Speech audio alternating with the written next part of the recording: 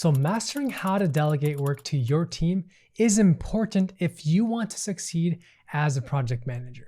It's true. Don't believe me? I've struggled for years trying to tell people what to do, and it's taken me a while to build up my confidence in this area.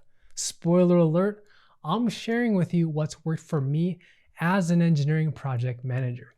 As we dive in, what are some strategies that you do to assign work to your team? Join me in the comments down below and share with me your experiences. I know we all experience these challenges and that I am not the only one. So let's engage and let's help each other win with our community down below. First, let's talk about what it means to delegate something.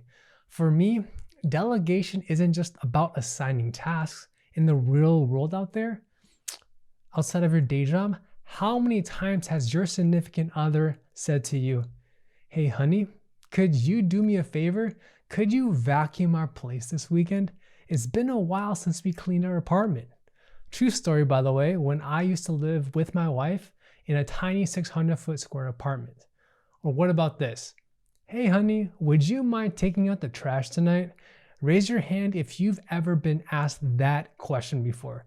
Again, true story for me, by the way. Listen, I know we've all been there before, and being married to my wife has taught me so many valuable lessons.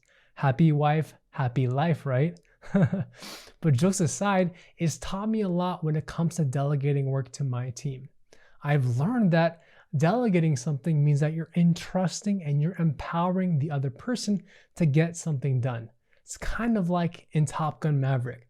Tom Cruise empowers the pilots to fly their F-18 jets. In our careers, we delegate to someone because we're leveraging their skill set so that they can excel at what they're great at. Let me give you one example. There was a complex project that I was supporting as an engineer, and our team was supporting and working with more than 5 suppliers to build our product. I was mentoring another engineer, and I asked her, "Hey, I think this would be an amazing opportunity for you to learn and do a deep dive analysis with our designs. Would you mind taking the lead on this?" And by phrasing it in this way, I was empowering her so she had the confidence and the encouragement to do it. And that in of itself freed up my time to work on other areas of the project, like communicating with the suppliers, reviewing our tested data. So you can see she was gaining experience and I was freeing up my time so I could work on higher level responsibilities. This one moment that I had years ago gave me an epiphany, like a mind explosion. When you're delegating something to someone, you're not just empowering them, you're also freeing up your own time so you can focus on other responsibilities that are in your quote-unquote zone of genius. By the way, if you're getting value out of this video, be sure to smash that like button because it inspires me to keep creating high quality content just like this. Now let's talk about how to determine which tasks to delegate.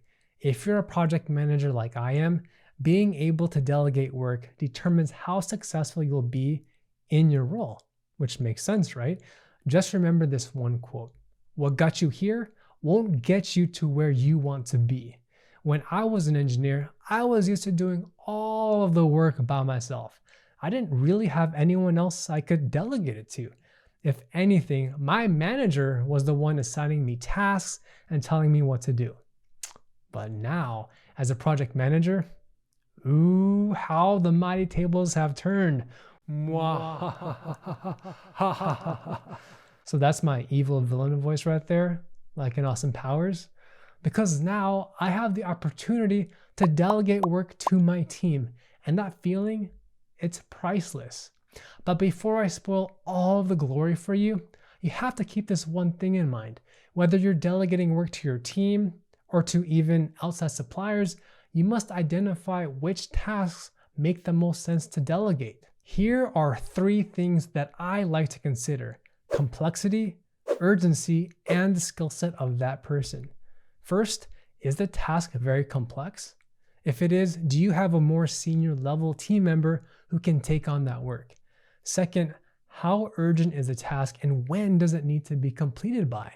And third, How skilled is that person and what's their level of expertise?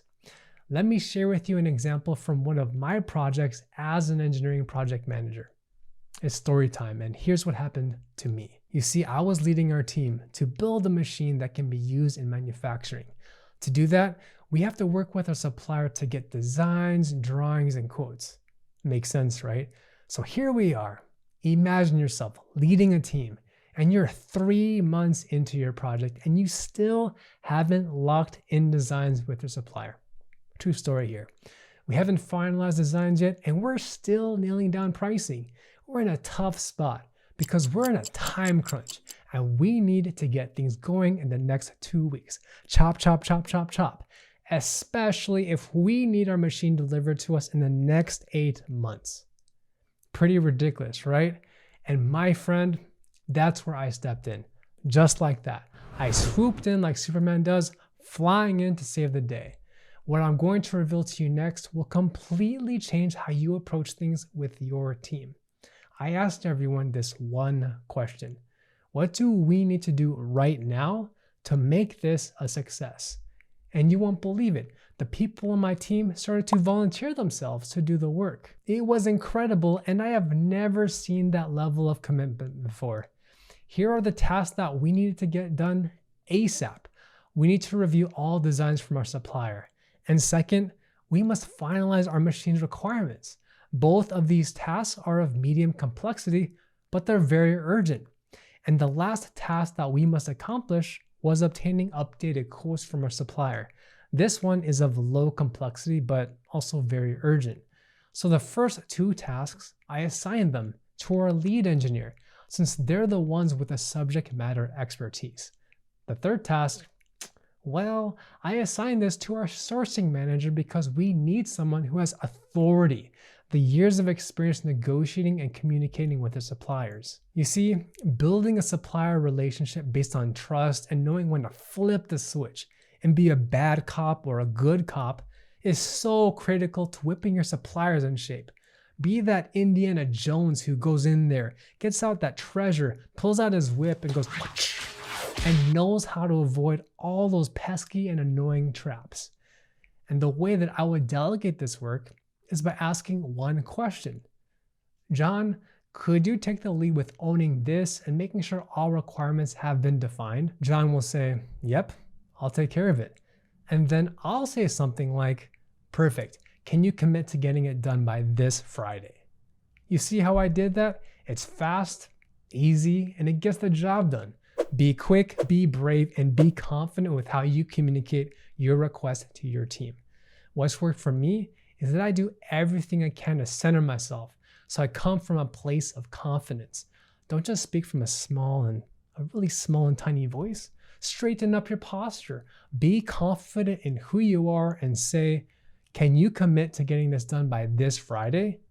And know that people will listen to you if you've already built up that know, like, and trust factor with your team. Believe in yourself because I know you can do it. If you believe in yourself, make sure to smash that like button. All right, let's talk about how we empower our team by delegating work.